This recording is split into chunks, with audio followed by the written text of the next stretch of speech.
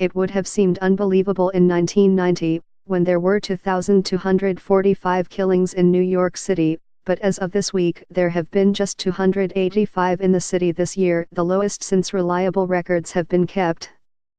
In fact, crime has fallen in New York City in each of the major felony categories: murder and manslaughter, rape, assault, robbery, burglary, grand larceny, and car thefts, to a total of 94,806 as of Sunday, well below the previous record low of 101,716 set last year. If the trend holds just a few more days, this year's homicide total will be under the city's previous low of 333 in 2014, and crime will have declined for 27 straight years, to levels that police officials have said are the lowest since the 1950s. The numbers, when taken together, portray a city of 8.5 million people growing safer even as the police, under Mayor Bill de Blasio, use less deadly force, make fewer arrests and scale back controversial practices like stopping and frisking thousands of people on the streets. There is no denying that the ARC is truly exceptional in the unbroken streak of declining crime. William J. Bratton, who retired from his second stint as police commissioner last year, said. But officials see one area of concern: an uptick in reports of rapes toward the end of the year.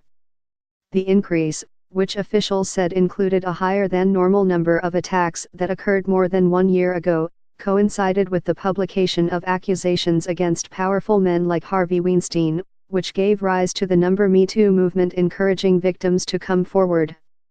City police officials have said they believe media reports played a role in the spike in reports, though they also credited their own efforts combating domestic violence with encouraging victims to speak up.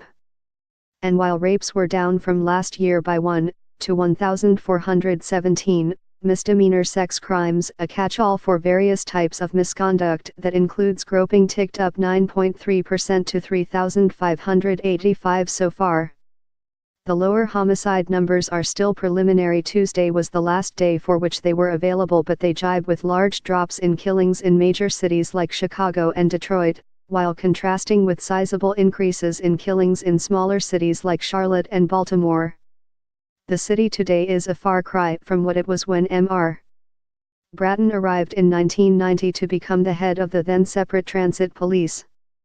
Not only were there 2,245 killings that year, but there were more than 527,000 major felony crimes and more than 5,000 people shot. Shootings have plunged to 774 so far this year, well below last year's record low of 998. And for the first time, fewer than 1,000 people have been hurt by gunfire, 917 as of Sunday. The continued declines are a boon to Mr. de Blasio, a Democrat elected on promises of police reform, promises that prompted warnings of mayhem to come by his opponents in 2013. But the opposite has happened, putting him on stronger footing as he pivots to a second term with a police department transformed to exercise greater restraint as it focuses on building trust in the city's neighborhoods. Franklin E.